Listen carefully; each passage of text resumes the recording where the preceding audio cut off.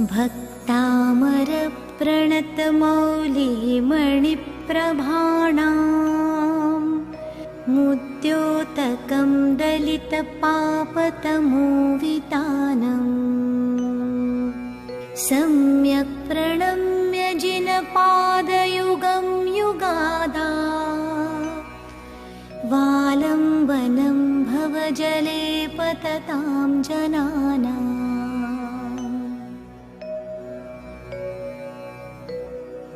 यः संस्तुतः सकलवाङ्मय तत्त्वबोधात्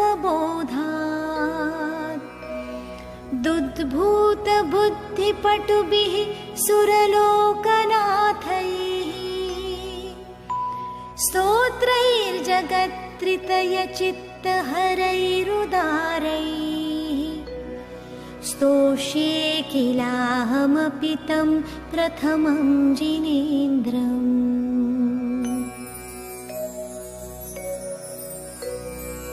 बुद्ध्या विनापि विबुधार्चितपादपीठ स्तोतुं समुद्यतमतिर्विगतत्रपोऽहम्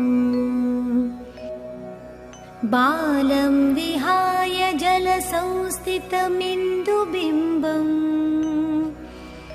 अन्यः क इच्छति जनः सहसा ग्रहीतुम्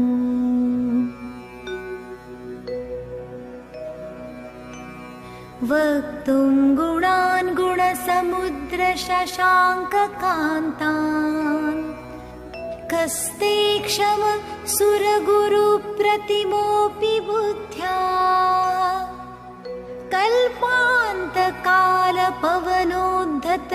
कल्पान्तकालपवनोद्धतनक्रचक्रम् को वा तरितुमलमम्बुनिधिं भुजाभ्याम्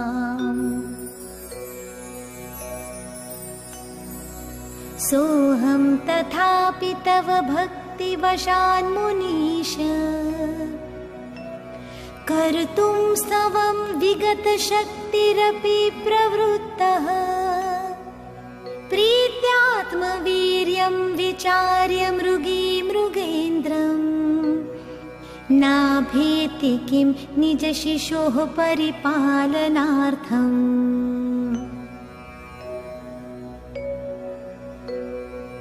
अल्पश्रुतं श्रुतवतां परिहासधाम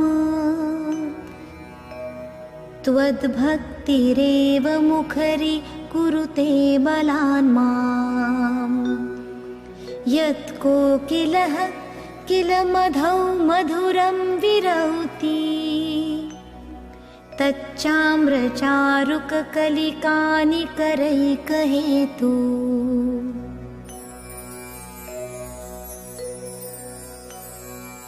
त्वत्संस्तवेन भवसन्तति सन्निबद्धम् पापं क्षणात् क्षयमुपैति शरीरभाजाम्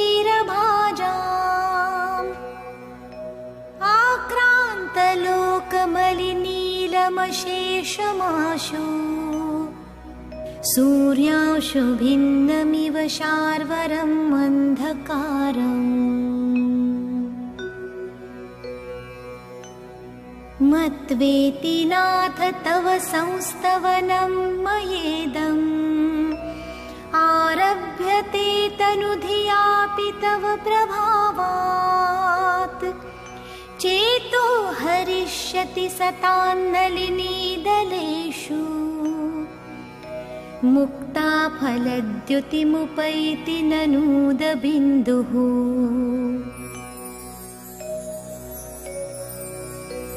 आस्तां तव स्तवनं मस्तसमस्तदोषम् त्वत्सङ्कथापि जगतां दुरितानि हन्ति दूरे सहस्रकिरणः कुरुते प्रभैव पद्माकरेषु जलजानि विकासभाञ्जी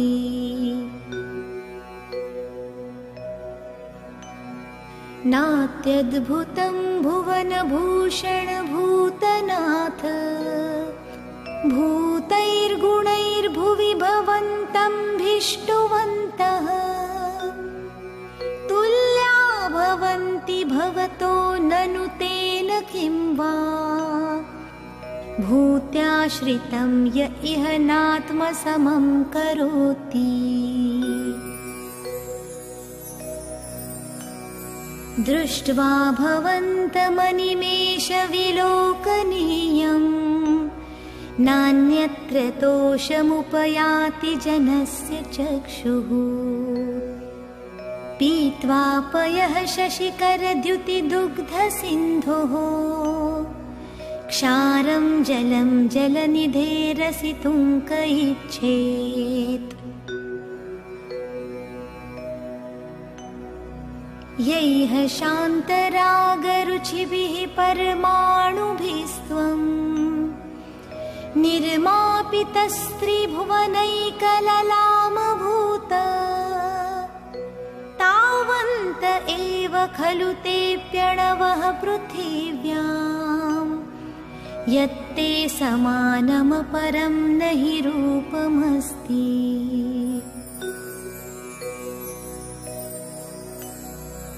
वक्त्रं क्व ते सुरनरो रगनेत्रहारी निःशेषनिर्जितजगत्त्रितयोपमानम् बिम्बं कलङ्कमलिनं क्व निशाकरस्य यद्वासरे भवति पाण्डुपलाशकल्पम्।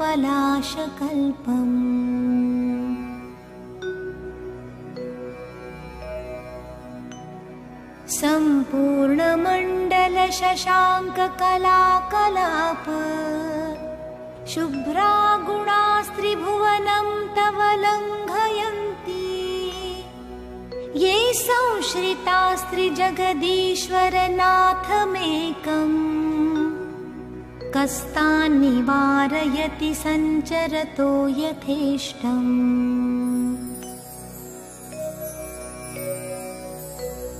चित्रं किमत्र यदि ते त्रिदशाङ्गनाभिः नीतं मनागपि मनो न विकारमार्गम् कल्पान्तकालमरुताचलिताचलेन किं मन्दराद्रिशिखरं चलितं कदाचित्। निर्धूमवर्तिरपवर्जिततैलपूरः कृत्स्नं जगत्त्रयमिदं प्रकटीकरोषि गम्यो न जातु मरुतां चलिताचलानां दीपोपरस्त्वमसि नाथ जगत्प्रकाशः।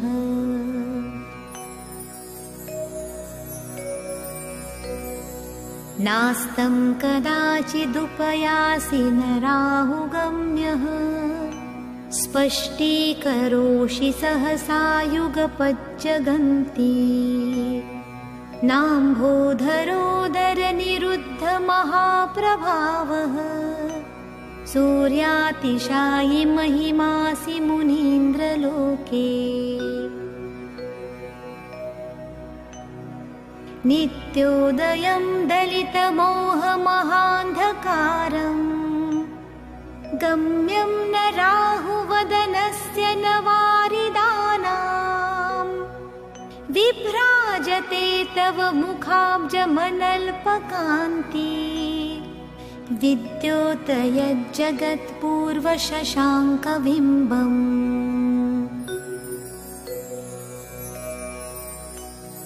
किं शर्वरिषु शशिनान्निविवस्वता वा युष्मन्मुखेन्दुदलितेषु तमःसु नाथ निष्पन्नशालिवनशालिनि जीवलोके कार्यं कियज्जलधरैर्जलभारनम्रैः।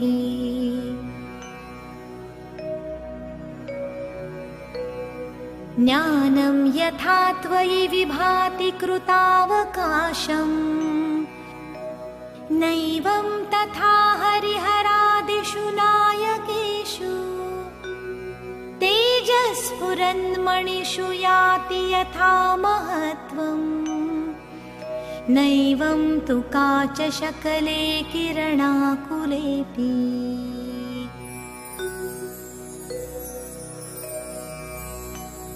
मन्ये वरं हरिहरादय एव दृष्टा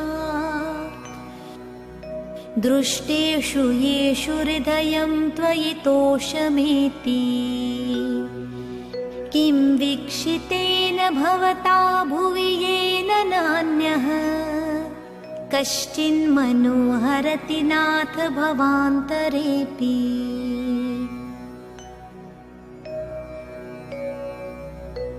स्त्रीणां शतानि शतशो जनयन्ति पुत्रान् नान्यासुतं त्वदुपमं जननी प्रसूता। सर्वादिशो दधति भानि सहस्ररश्मिं प्राच्येव दिग्जनयति स्फुरदंशुजालम्।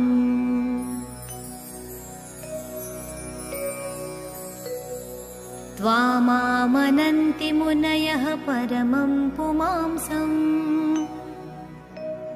आदित्यवर्णममलं तमसः पुरस्तात्। त्वामेव सम्यगुपलभ्य जयन्ति मृत्युम् नान्यः शिवपदस्य मुनीन्द्रपन्थः।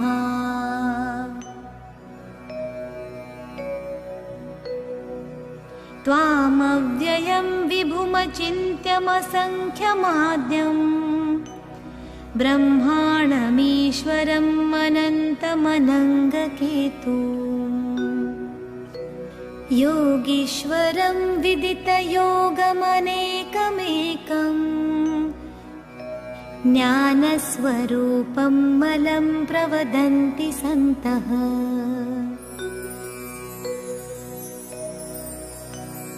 बुद्धस्त्वमेव विबुधार्चितबुद्धिबोधात् त्वं शङ्करोऽसि भुवनत्रयशङ्करत्वात्। धातासि धीरशिवमार्गविधेर्विधानाद् व्यक्तं त्वमेव भगवन् पुरुषोत्तमोऽसि।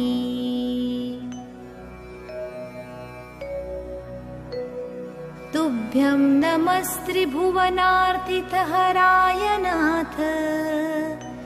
तुभ्यं नमः क्षितितलामलभूषणाय। तुभ्यं नमस्त्रिजगतः परमेश्वराय।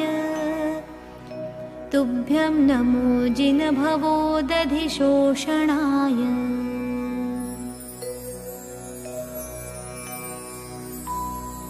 को विस्मयोऽत्र यदि नाम गुणैरशेषैः स्त्वं संश्रितो निरवकाशतया मुनीश।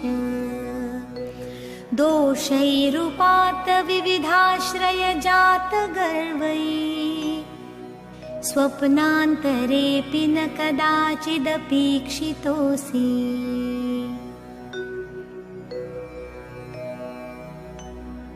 उच्चैरशोकतरुसंश्रितमुन्मयूख मा भाति रूपं मलं भवतो नितान्तम्। स्पष्टोल्लसत्किरणं मस्तमोवितानम् बिम्बं रवेरिव पयोधर पार्श्ववर्ती।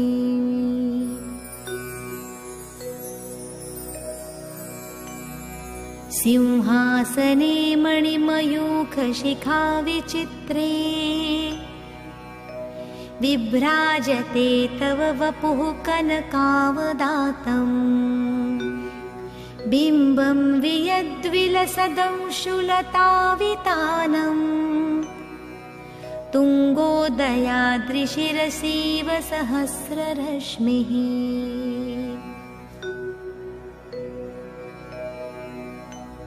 कुन्दावदातचलचामरचारुशोभम् विभ्राजते तव वपुः कलधौतकान्तम् उद्यच्छ शाङ्कशुचिनिर्झरवारिधारम् उच्चैस्तटं सुरगिरेरिव शातकौम्भम्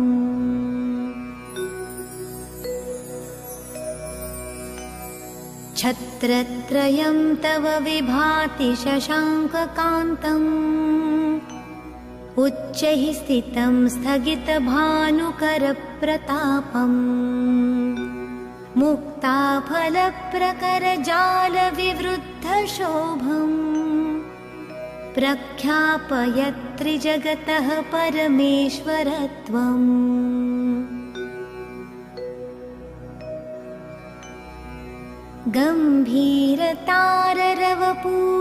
गम्भीरताररवपूरितदिग्वभाग स्त्रैलोक्यलोकशुभसङ्गमभूतिदक्षः सद्धर्मराज जय घोषण घोषकः सन् खेदुन्दुभिर्ध्वनति ते यशसः प्रवादी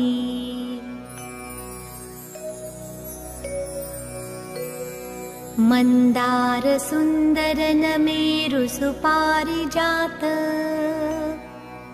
सन्तानकादिकुसुमोत्करवृष्टिरुद्धा गन्धोदबिन्दुशुभमन्दमरुत्प्रपाता दिव्या दिवः पतति ते वयसां ततिर्वा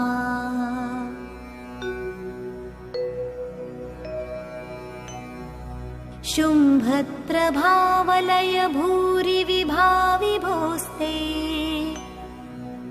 लोकत्रये द्युतिमतां द्युतिमाक्षिपन्ति प्रोद्यद्विकार निरन्तर भूरि संख्या दीप्त्या जयत्यपि निशामपि सोम सौम्याम्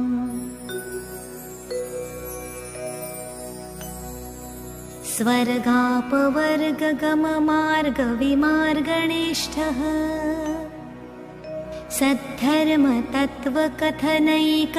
सद्धर्मतत्त्वकथनैकपटुस्त्रिलोक्यः दिव्यध्वनिर्भवति ते विशदार्थ सर्वम् भाषास्वभावपरिणामगुणैः प्रयोज्यः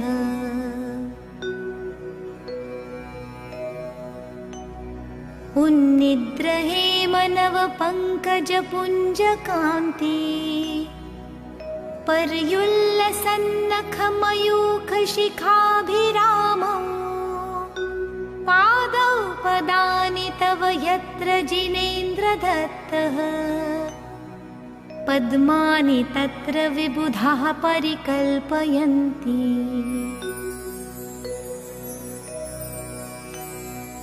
इत्थं यथा तव विभूतिर्भुजिनेन्द्र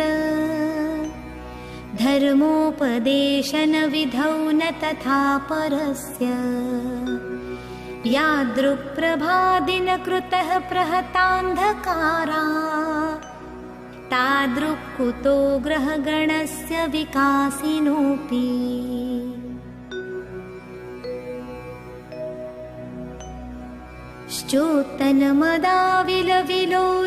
श्चोत्तनमदाविलविलोलकपोलमूलम् मत्तभ्रमदभ्रमरनादविवृद्धकोपम् ऐरावताभमिभम् उदत्तमापतन्तम् दृष्ट्वा भयं भवति नो भवदाश्रितानाम्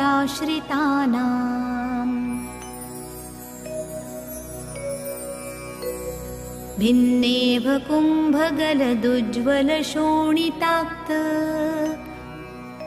मुक्ताफलप्रकरभूषितभूमिभागः बद्धक्रमः क्रमगतं हरिणाधिपोऽपि नाक्रामति क्रमयुगाचलसंश्रितं ते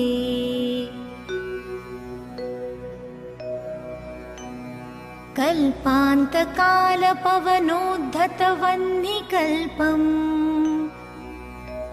दावानलं ज्वलित सवितमुज्ज्वलम् उत्स्फुलिङ्गम् विश्वं जिगत्सुमिव सम्मुखमापतन्तम् त्वन्नाम कीर्तनजलं शमयत्यशेषम्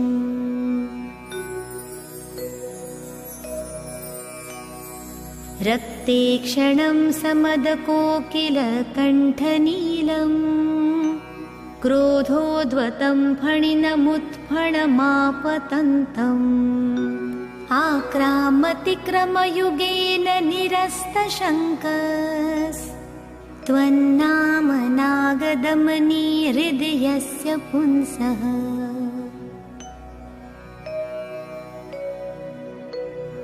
वल्गत्तुरङ्गगजगर्जित भीमनाद माजौ बलं बलवतामपि भूपतीनाम् उद्यद्दिवाकरमयूखशिखापविद्वम् त्वत्कीर्तनात्तम इवाशुभिदामुपैति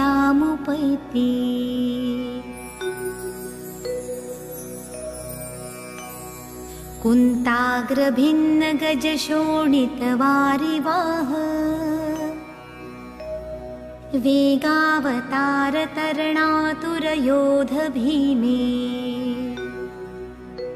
युद्धे जयं विजितदुर्जय जेयपक्षास् त्वत्पादपङ्कजवनाश्रयिणो लभन्ते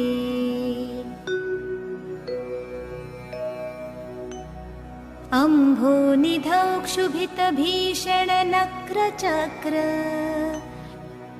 पाठीनपीठभयदोल्वणवाडवाग्नौ रङ्गत्रङ्गशिखरस्थितयानपात्रा स्त्रासे विहाय भवतः स्मरणाद्व्रजन्ति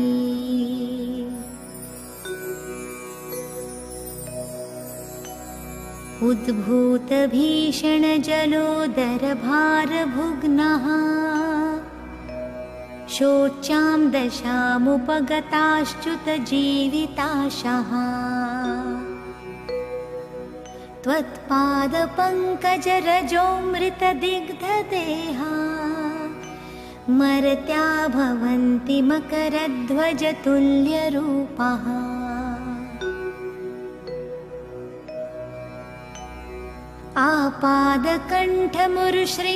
आपादकण्ठमुरुशृङ्खलवेष्टिताङ्गा गाढं बृहन्निकडकोटिनिघृष्टजङ्गः त्वन्नाम मन्त्रमनिशं मनुजाः स्मरन्तः सद्यः स्वयं विगतबन्धभया भवन्ति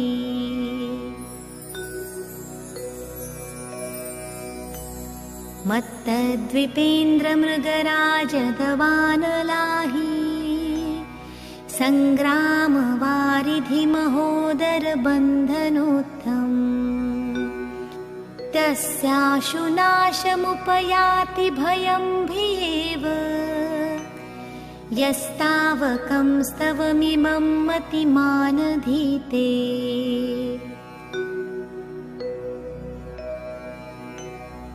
स्तोत्रस्त्रजं तव जिनेन्द्रगुणैर्निबद्धाम् भक्त्या मया विविधवर्णविचित्रपुष्पाम् धत्ते जनो य इह कण्ठगतामजस्त्रम् तं मानतुङ्गमवशासमुपैति लक्ष्मीः